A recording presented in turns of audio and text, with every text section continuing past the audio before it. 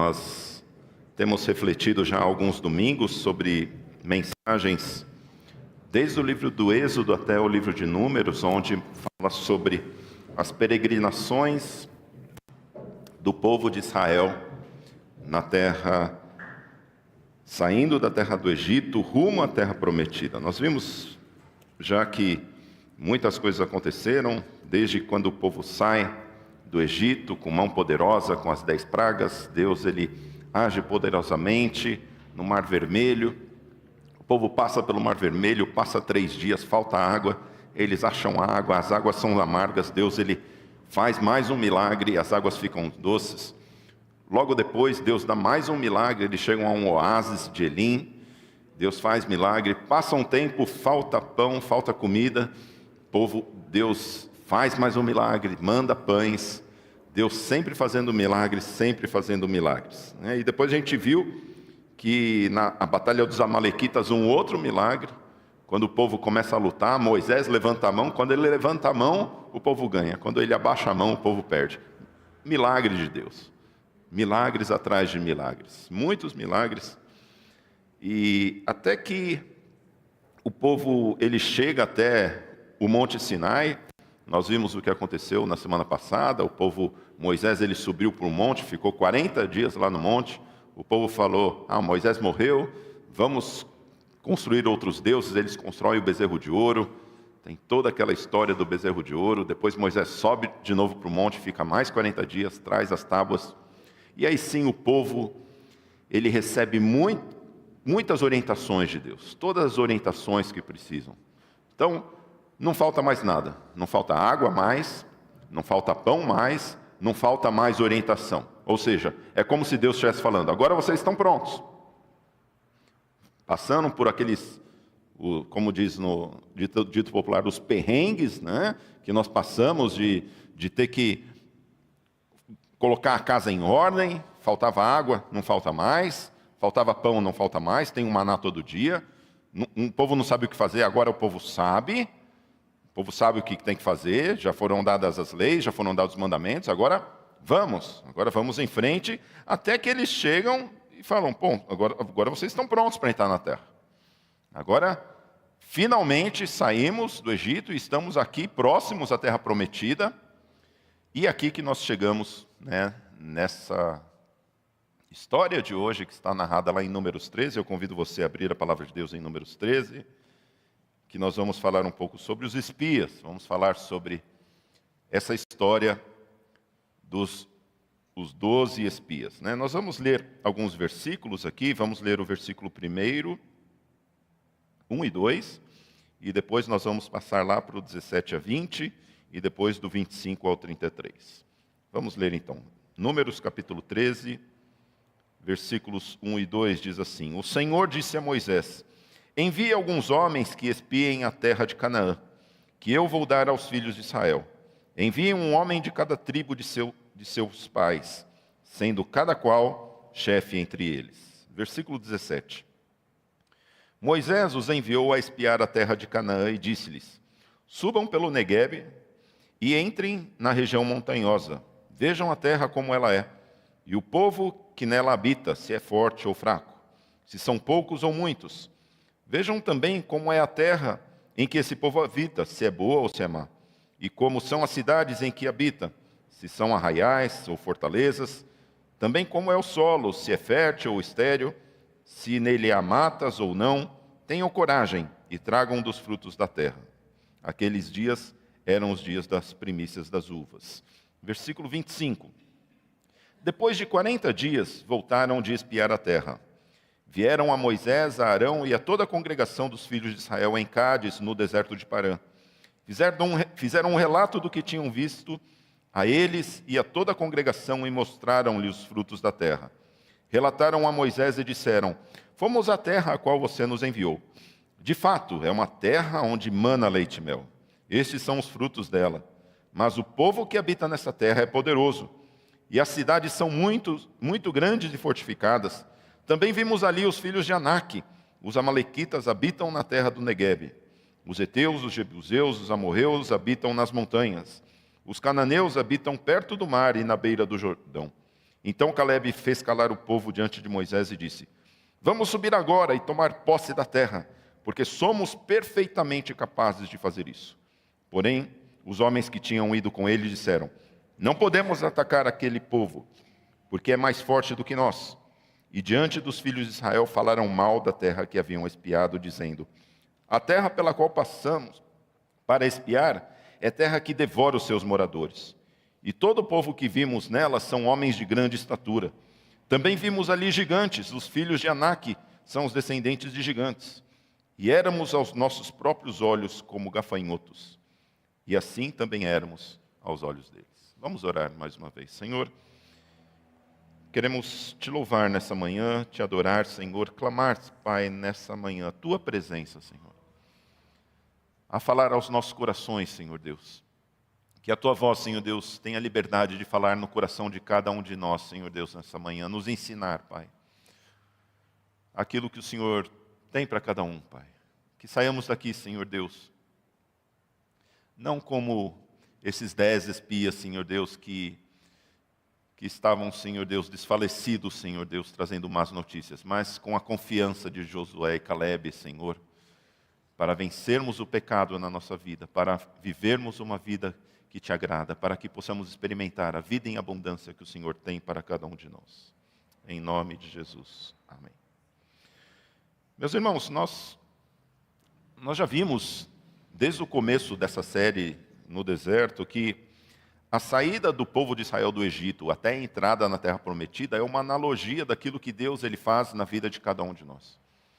Deus, o Egito, ele é símbolo do mundo, é símbolo do pecado. E Moisés, como uma figura de Jesus Cristo, é aquele que resgata o povo, aquele que liberta o povo do Egito, ou seja, da condenação do pecado, da força do pecado, e faz com que o povo ande por esse deserto, onde é o lugar onde eles vão se desvencilhando do pecado, dos desejos do pecado. Antes eles tinham vontade de comer carne, cebola, pepino, e Deus fala: vamos mudar esse paladar, não é isso que eu tenho para você, eu tenho uma terra que mana leite e mel, esquece a carne, esquece aquelas coisas, eu tenho o pão da vida para você. Ou seja, Deus ele começa a transformar o povo, de maneira que o deserto é esse lugar de transformação. E é o momento que nós vivemos, é o momento que, desde que nós entregamos a nossa vida ao nosso Senhor Jesus, nós fomos libertos do poder do pecado. Jesus ele nos libertou, ele está nos levando para uma terra prometida, ou seja, nós vamos herdar o reino de Deus, esse reino que foi prometido para nós. E esse deserto ele é símbolo disso, ou seja, veja que Deus ele não tira o povo de Israel do Egito para colocar eles como objetivo deles o deserto. Não, o objetivo de Deus é chegar na terra prometida. Deus ele tirou o povo do Egito para levar para a terra prometida. A mesma coisa nós. Às vezes nós ficamos assim: poxa, por que Deus permite que eu viva algumas coisas na minha vida? Por que Deus permite que eu passe por algumas situações na minha vida? Veja que esse não é o objetivo de Deus. O objetivo de Deus na nossa vida é fazer com que nós venhamos a herdar a terra prometida, chegar no reino dos céus. Amém? Você crê nisso? Que Deus ele está nos levando para lá, a mim e a você. Isso é o que Deus tem para mim. Mas nesse meio tempo, é o tempo onde nós estamos aprendendo, conhecendo Deus, nos tirando de nós o desejo das coisas desse mundo. Ou seja, Deus ele está nos transformando. É isso que diz lá em Deuteronômio capítulo 6, versículo 23. Moisés ele falou: olha, Deus não tirou a gente para colocar no deserto. Olha, Ele nos tirou do Egito para nos trazer e nos dar a terra que sob juramento prometeu aos nossos pais. Foi para isso que Deus ele nos tira do pecado, para fazer-nos herdar o seu reino, para que nós venhamos sim herdar o seu reino. Ele nos liberta do pecado, mas nos liberta do pecado para nos dar uma nova vida. E é isso que às vezes nós não entendemos. Que nós fomos libertos do Egito, ou seja, do pecado, para que nós tenhamos uma nova vida, uma vida diferente. Não uma vida como nós tínhamos antes, mas uma vida diferente. Diferente. Isso que muitas pessoas e muitos crentes até hoje não entenderam. Que a vida cristã é uma vida diferente. E é isso que nós vamos ver nessa reflexão dessa manhã. Veja, meus irmãos, que nós precisamos reconhecer. E realmente há pessoas que até reconhecem que a vida cristã é uma vida diferente, que é uma vida abundante, Jesus em João capítulo 10, versículo 10, ele fala que ele nos veio dar vida e vida em abundância. Tem pessoas que falam, legal, essa vida cristã realmente deve ser uma vida abundante. E sabe que a bênção esperando aí os crentes em Cristo Jesus. Mas eu quero perguntar, o que tem nos impedido de chegar nessa vida em abundância? O que tem impedido a mim e a você experimentar essa vida em abundância que Jesus tem para nós? Por que eu digo isso?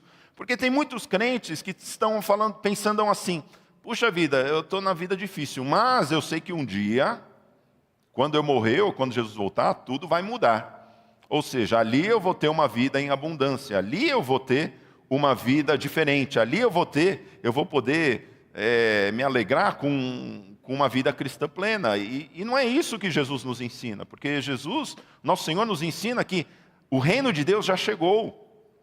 Ou seja, é possível já nessa terra viver uma vida cristã em abundância. É possível viver cheio do Espírito Santo nessa terra. É possível experimentar a vontade de Deus na minha vida nessa terra, nesse deserto. Assim como esses homens, assim como Moisés, ele tinha plena revelação do Senhor. Assim como aqueles homens vivenciaram os milagres, é possível sim, meus irmãos. Mas existem coisas que nos impedem de fazermos herdar. Assim como aquele povo que estava no deserto, eles estavam lá, e quantos já conhecem a história dos 12 espias? Quantos já ouviram essa história dos 12 espias? É uma história muito conhecida, onde aqui nós vemos que Moisés ele chega lá no pé do monte, ele estava para subir, olha, essa aqui é a terra que Deus tem para a gente, eles finalmente chegamos nela, depois de passar todo esse tempo, já tinham passado alguns meses no deserto, passamos fome, passamos uns perrengues, mas chegamos, agora é a hora. Vai que é sua, campeão. Sabe aquele momento que, olha, agora é sua hora de brilhar, vai lá. Então, Deus ele fala, olha, pega aí os 12, um de cada tribo, pega um representante de cada tribo e vai lá. E aí pegaram 12, um de cada tribo, colocaram e falaram, olha, vamos lá. E aí foram lá os 12 espias, olharam a terra, uma terra maravilhosa, frutos gigantes. Dizem que tinham figos e romãs que uma pessoa só carregava com dificuldade. O cacho de uva aqui, dizem que era 8 para carregar um cacho de uva. Você vê o tamanho do cacho de uva. Então, era uma terra maravilhosa. Só que quando voltaram, os 10 falaram, não vai dar. Olha, tem o povo lá, é um povo muito forte, povo valente, tem muralhas. A gente pensou que o povo ia estar tudo de tenda, jogando dominó lá. Não, mas o povo é guerreiro. O povo tem muralha fortalecida, a gente não vai conseguir transpassar. E mais, tem uns gigantes lá. Então, a história todo mundo conhece, a moral da história. Josué e Caleb falam, não, vamos conseguir, vamos lá. E os 10 acabam vencendo os 2. E aí nós temos realmente essa moral da história, de que nós devemos ter a confiança em Deus, e assim como Josué e Caleb, e não como os 10. Essa é a moral da história. Mas eu queria ver um pouco nesse texto, algo um pouco diferente. Alguns motivos que têm impedido o povo de Deus de experimentar a vida em abundância. Porque foi isso que aconteceu nessa história. Deus ele tinha uma vida em abundância para dar para aquele povo. Uma terra que mana leite e mel. Essa vida em abundância. E aquele povo ele foi impedido por alguns motivos de experimentar naquele momento aquela vida em abundância.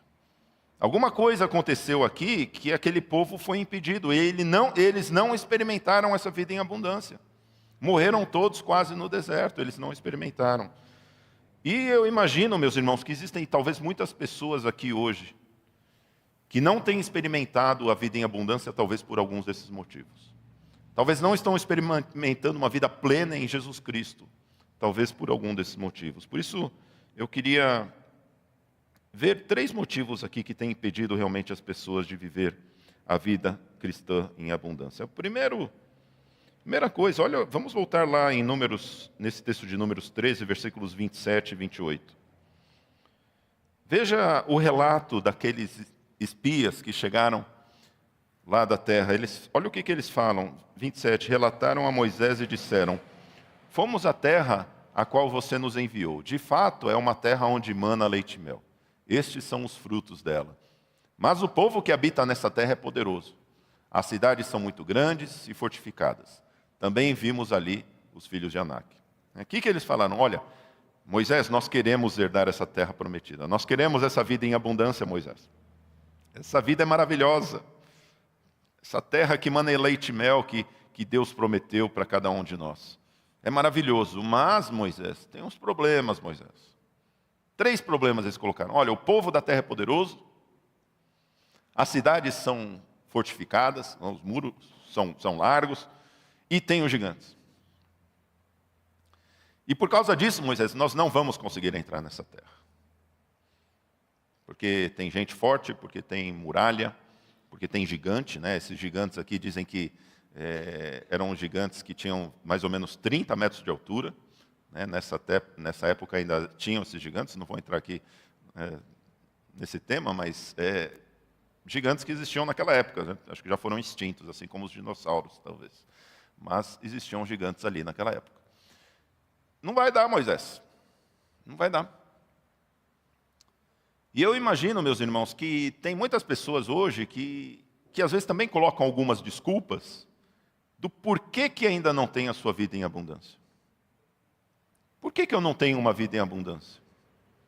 Porque eu tenho esse problema, tenho outro problema. Por que eu ainda não cheguei nesse lugar, esse lugar espiritual da minha vida, de que eu posso dizer que eu estou vivendo uma vida plena em Jesus Cristo. Uma vida cheia do Espírito Santo. Às vezes nós colocamos esses problemas. Mas sabe uma coisa que me chama muita atenção? Que Deus, quando olha para o povo, Ele não falou, olha, vocês... Porque todo mundo conhece a história, né? O povo aqui, Deus ele executa o juízo, fala também, vocês não vão entrar, vocês vão ficar...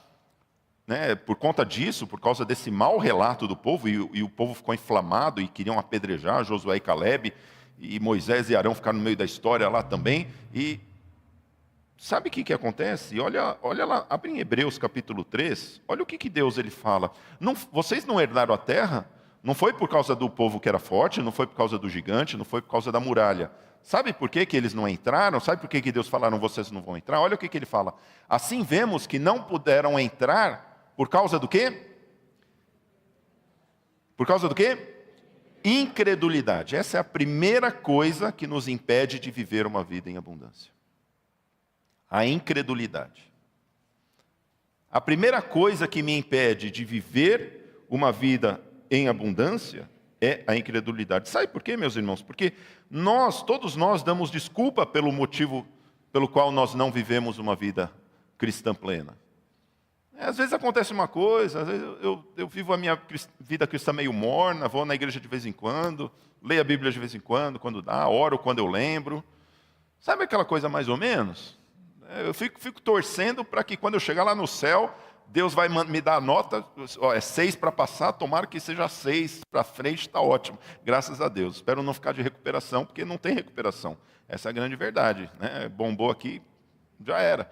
A gente fica nessa coisa, tomara que na balança, quando eu chegar lá, né, você olha aqui, opa, pesou para o céu, senão vai entrar no elevador, tomara que a setinha seja verde para cima, não vermelha para baixo. A gente fica nessa coisa, achando que... Por quê? Porque eu fico nessas desculpas. Eu não tenho, olha, tem coisas que me impedem, são pessoas, está difícil, são gigantes, são problemas, são muralhas fortes, coisas que às vezes nós colocamos diante da nossa vida, achando, puxa vida, isso é um problema. Eu não consigo ter uma vida cristã plena, porque eu tenho esse problema na minha vida, eu tenho esse problema na minha casa. Eu conheci já muitas pessoas que falam, pastor, eu quero me batizar, mas eu tenho esse problema aqui com a bebida, quando eu tenho um problema aqui na família, quando eu resolver, eu vou. E meus irmãos, não é nada disso. Às vezes nós colocamos desculpas diante de Deus, ou desculpas pelo fato do qual eu ainda não tenho uma vida cheia do Espírito Santo, colocando desculpa em outras coisas. A grande verdade é que nós não cremos em Deus. A grande verdade é que nós não ainda nos demos conta quem é Deus. A verdade da palavra de Deus. Nós não cremos na palavra do Senhor. Ou seja, aqui Deus ele fala para Moisés, Moisés, vai espiar a terra que eu vou dar para vocês. Deus falou, eu vou dar para vocês. Olha, vai espiar a terra, mas só espia, porque eu vou dar. E olha como é difícil. E eu vou dar. Veja o que Deus está falando. Olha, olha, mas não se preocupa, porque eu vou dar para vocês. Mas a grande verdade é que o povo não creu que ia dar. E a mesma coisa acontece conosco, meus irmãos. Às vezes nós lemos a palavra de Deus e nós não cremos nas verdades, na seriedade das palavras de Jesus, na seriedade do inferno, na seriedade do problema do pecado, na seriedade que é o evangelismo. Às vezes nós lemos e às vezes aquilo não entra profundamente no nosso coração, nós não cremos verdadeiramente na palavra do Senhor. A incredulidade, meus irmãos, nós devemos crer na palavra de Deus, mas antes disso nós precisamos nos encher da palavra de Deus. Precisamos crer. Incredulidade é quando nós não cremos quando Deus fala. Por isso que aqui em Números 13, versículo 2, Deus ele fala, olha, espie, mas creia. Espie e você vai ver gigante, você vai ver problema. Olha, você vai ver problema, mas creia. Creia que nosso Deus é maior do que isso. Veja, meus irmãos, que aquilo que nos impede de viver uma vida plena, sabe o que é? É crer no Senhor. Sabe por quê? Porque nada pode nos impedir de crer no Senhor. Se uma pessoa chega diante de Deus e fala, Senhor, eu quero crer no Senhor, Senhor, eu quero me entregar a minha vida ao Senhor, sabe o que pode impedir? Não é gigante, não é muralha, não é povo fortalecido, não tem nada que pode impedir. É isso que diz lá em Romanos capítulo 8, versículo 38 e 39. Olha o que diz Romanos capítulo 8, 38 e 39. Porque eu estou bem certo de que nem a morte, nem a vida, nem anjo, nem principado, nem as coisas do presente, nem do porvir, nem os poderes, nem altura, nem profundidade, nem qualquer outra criatura, nem gigante, nada pode nos separar do amor de Deus que está em Cristo Jesus, nosso Senhor. Meus irmãos, nada pode nos separar da vida em abundância que está entre nós e o nosso Senhor. Nada. Não é problema do trabalho, não é problema familiar,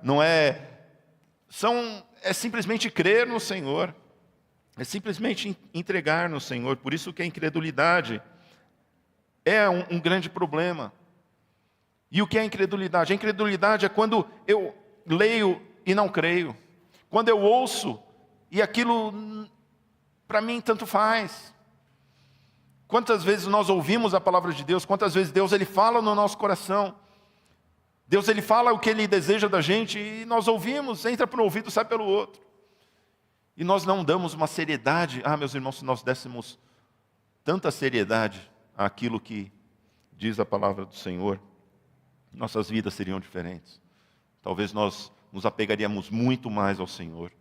Como é sério, como as palavras de Jesus são sérias, como nós devemos realmente dar ouvidos à palavra de Deus. Incredulidade, que isso não esteja agindo nas nossas vidas. Mas existe um segundo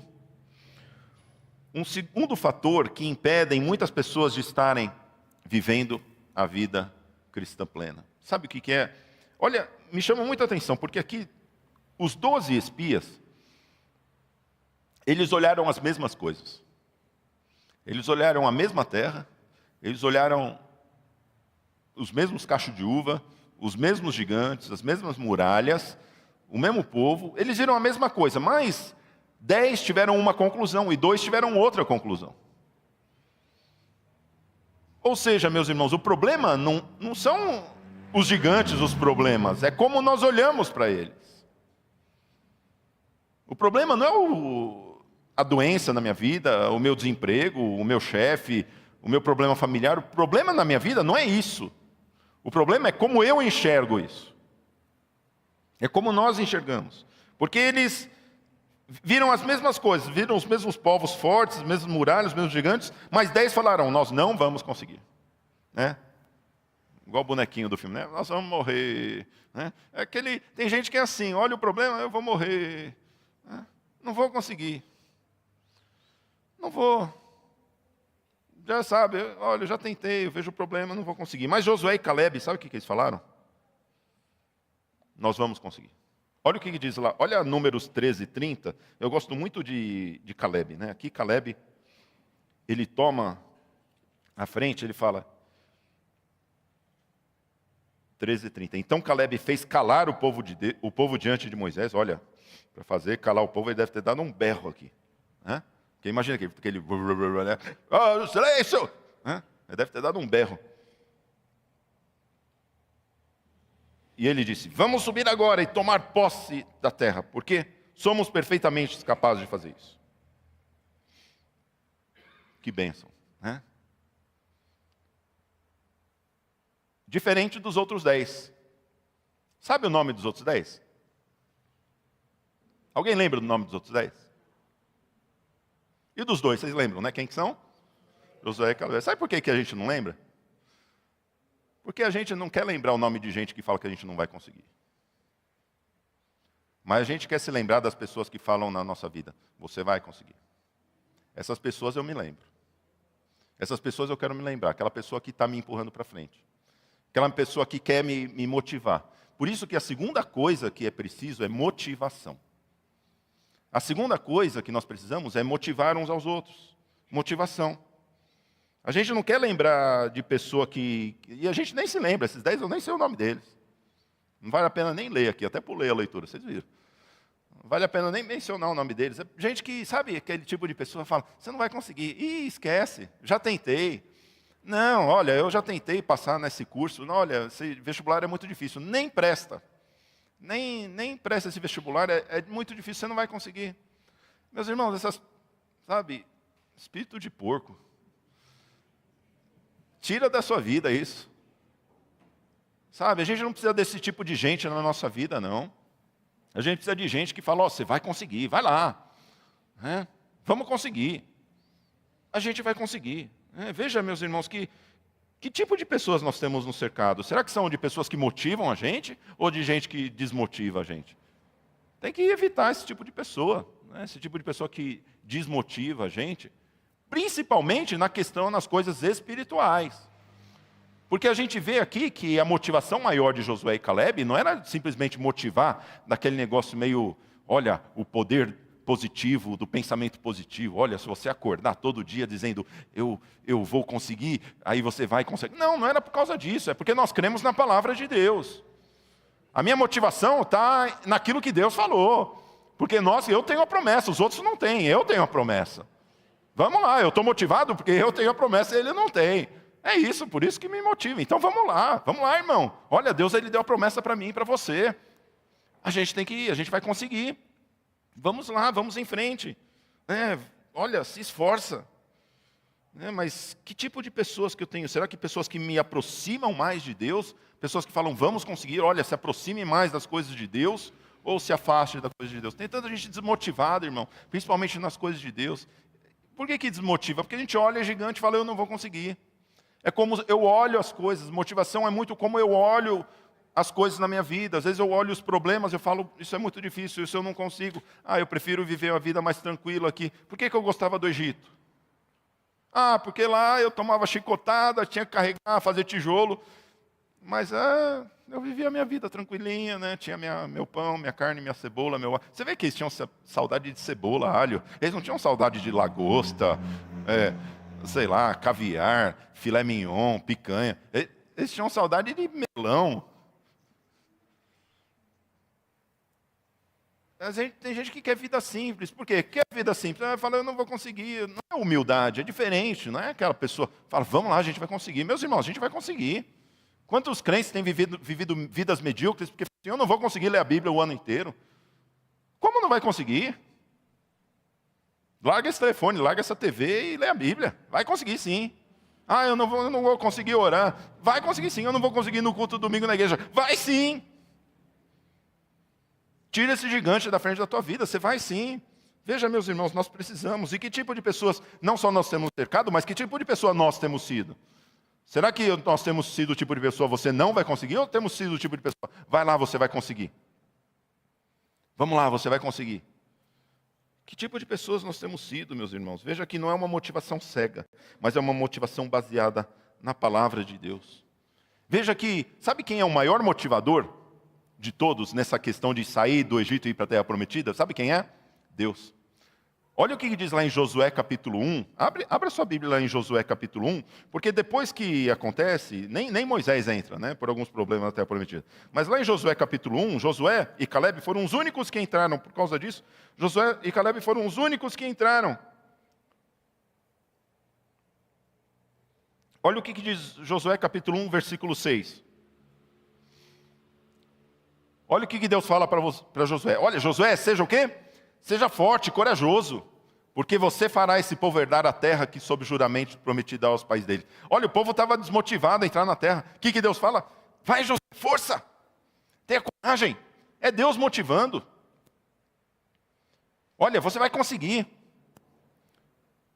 Mas olha que, sabe o que olha o que continua dizendo no versículo 7. Isso que chama muita atenção, porque tem muitas pessoas que acham que vencer na vida é quando eu tenho coragem para tomar alguns passos na minha vida. Sim, isso é verdade, mas olha o que é mais importante. Olha o que Deus ele fala. Seja forte e corajoso, ou seja, seja animado. Sabe para quê? Para que você tenha cuidado de fazer segundo toda a lei que o meu servo Moisés lhe ordenou. Não se desvie dela, nem para a direita, nem para a esquerda, para que você seja bem-sucedido por onde você quer andar. Versículo 8. Não cesse de falar deste livro da lei. Pelo contrário, medite nele dia e noite, para que você tenha o cuidado de fazer segundo tudo que nele está escrito. Então você prosperará e será bem-sucedido. Presta atenção, você que é inteligente. Quem se acha inteligente aqui? Levanta a mão. Levanta a mão, irmão, eu sei que você é. Mesmo que você não acha que é, eu creio, você consegue, vai lá. Levanta assim, fala, eu consigo. Entende um negócio aqui comigo. Seja forte, corajoso, seja animado, sabe para quê? Para ler a Bíblia, para orar, para ir na igreja. E se você fizer isso, então você prosperará e será bem-sucedido. Porque tem gente que quer se esforçar, eu quero me esforçar para passar no vestibular. Você vai passar? Vai. Mas eu não sei o que vai acontecer depois. Não sei se você vai ser bem-sucedido depois. Porque tem gente que quer se esforçar para conseguir uma promoção no trabalho. Vai conseguir? Talvez. Mas não sei se isso vai ser sinônimo de ser bem-sucedido. Mas eu sei que se eu me esforçar, se eu estiver animado para as coisas de Deus, para o reino de Deus, então eu tenho certeza que pode ser o que aconteça, eu vou ser bem-sucedido. Porque é isso que Deus está falando. A mecânica da vida cristã é essa.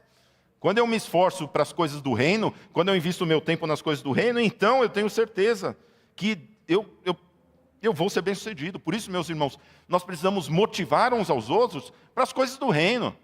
Por isso que tantas vezes pastor é meio chato, né? A gente chama, e aí, irmão, vamos lá na igreja. E aí, está orando, está lendo a Bíblia. Vamos lá. Como nós precisamos isso, motivar uns aos outros, irmãos. Por quê? Porque esse é o segredo da vitória.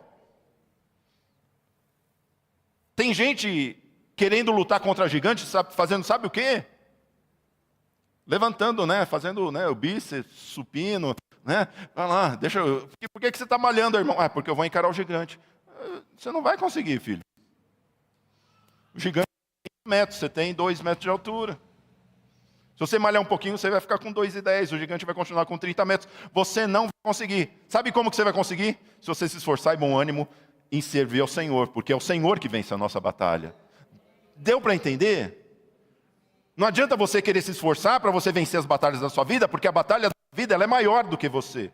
Você não vai conseguir. Mas se você malhar, se esforçar, disciplina, em buscar ao Senhor, buscar as coisas de Deus, é o Senhor que vai vencer a batalha na sua vida. Deu para entender? Por isso, quando eu falo se esforce, eu não estou falando, olha, se esforce apenas, olha, estude mais. Sim, estude mais. Olha, não estou falando apenas trabalhe mais. Sim, trabalhe melhor, seja o melhor na sua empresa, dê o melhor testemunho. Mas se esforce muito mais em buscar ao Senhor, porque é Ele que busca as nossas batalhas. O salmista Davi, ele fala assim, olha, prepara o cavalo para o dia da batalha, mas saiba que a vitória ela vem do Senhor. Mas ainda assim eu preparo o meu cavalo para o dia da batalha, mas eu sei que quem vai à frente é o Senhor.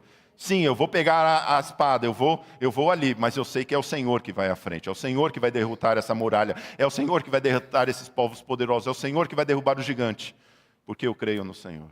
A minha motivação ela está no Senhor, a minha motivação está na palavra de Deus. Percebe como a incredulidade ela vai desencadeando tantas coisas? Porque quando eu não creio na palavra do Senhor, eu não tenho motivação.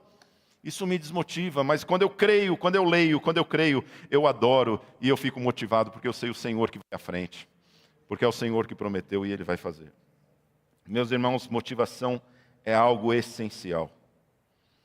Olha lá no capítulo 14, versículo 9, de Números. Números 14, 9. Sabe por que eu sou motivado?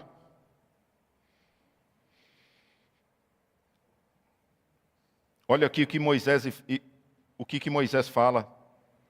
versículos 8 e 9 de Números 14. Volta o versículo. Moisés falando, olha, se o Senhor se agradar de nós, então nos fará entrar e nos dará essa terra, que é uma terra que emana leite e mel.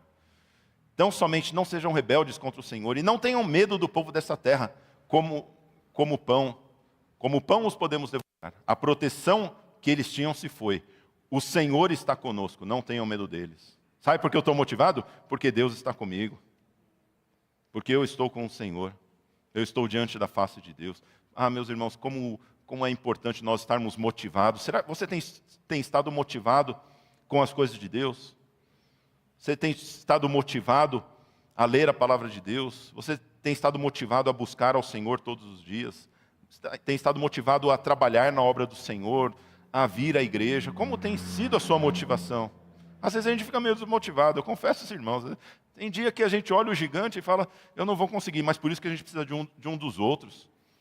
Porque às vezes eu olho e falo, não vou conseguir, mas aí tem um espia do meu lado que olha a mesma coisa e fala, vamos conseguir sim. E a igreja é lugar disso, irmãos. É lugar do irmão falar, olha, eu estou em pecado, você vai conseguir sim. Olha, eu estou preso aqui nesse pecado, você vai conseguir sim, vamos chegar todo mundo lá. E eu quero dizer aqui, olha, não quero que ninguém se perca, vamos chegar todo mundo lá, irmão, aos trancos e barrancos, vamos chegar todo mundo no céu.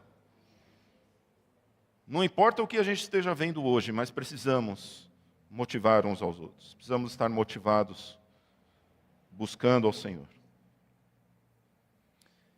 E a terceira e última coisa que às vezes nos impede de chegar, está lá no último versículo do capítulo 13.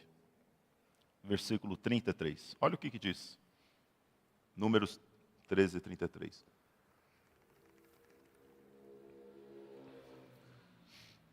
Os espias falam assim, também vimos ali gigantes. Os filhos de Anak são descendentes de gigantes. E éramos aos nossos próprios olhos como gafanhotos. E assim também éramos aos olhos deles. Veja o que eles falaram. Olha, a gente não vai conseguir. Sabe por quê? Porque nós éramos como o quê? Gafanhotos. A terceira coisa que impede a gente é o complexo de gafanhoto. Olha quem está do seu lado aí, parece um gafanhoto? Fala, não, ele é um louva-a-Deus, né? Amém, irmão? Quem é louva-a-Deus aí? Levanta a mão. Oh, glória a Deus. Gafanhoto não, pastor, louva-a-Deus. Complexo de gafanhoto. Sabe qual é o verdadeiro problema daqueles 10? Porque eles chegaram lá, eles viram aquele gigante, aí quando eles voltaram, eles viram aquele povo e viram a grossura da canela do povo, sabe? E olharam e falaram, Moisés, o negócio é o seguinte, a gente vai para a batalha, mas com esses cabeça de bagre que tem aqui, Moisés, não vai dar. Né? Quem aqui já jogou futebol? Sabe quando você vai jogar futebol? E aí você olha para o seu time e olha o time adversário?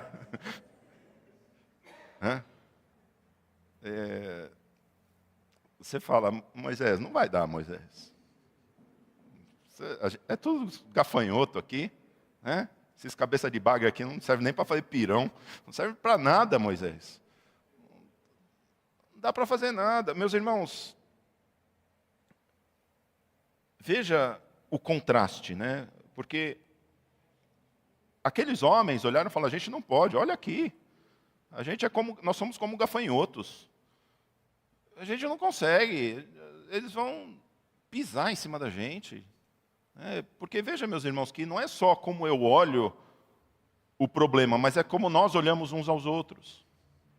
Como eu enxergo você, como você me enxerga. Quantas vezes nós enxergamos nossos irmãos como gafanhotos? Porque se tivesse uns camaradas bombados lá, né, uns espartanos de guerra, né, vamos lá conseguir. Moisés, tem uns gigantes lá, mas o povo aqui é firmeza. Vamos lá, acho que a gente vai conseguir. Né? Mas eles falam, a gente é como gafanhoto, a gente não vai conseguir. Veja, meus irmãos, num exército nós precisamos confiar quem está batalhando do nosso lado. Né? Eu quero lutar com pessoas fortes, capazes. Nós queremos, mas quando eu começo a enxergar o meu irmão e a minha irmã como um gafanhoto, Eu perco a confiança. Eu falo, a gente não vai conseguir. E quantas vezes às vezes dentro da nossa própria casa, quantas vezes nós olhamos para os nossos filhos, para os nossos cônjuges, a gente fala, não vai dar, eu preciso comprar uma casa, mas esse marido aí, pastor, meu marido que Deus me deu, pastor, é um gafanhoto, não quer saber de nada, não vai sair nada. Esses filhos, pastor, é minha esposa, pastor, gafanhoto come tudo o dinheiro. Não vai dar, pastor. Veja, meus irmãos, quantas vezes nós enxergamos as pessoas como pessoas insignificantes. Quando o Caleb, ele fala, olha, vamos conseguir. E ele fala, olha, eu gosto muito de Caleb, porque ele não só motiva, no versículo 30 ele fala, nós somos perfeitamente capazes de fazer isso.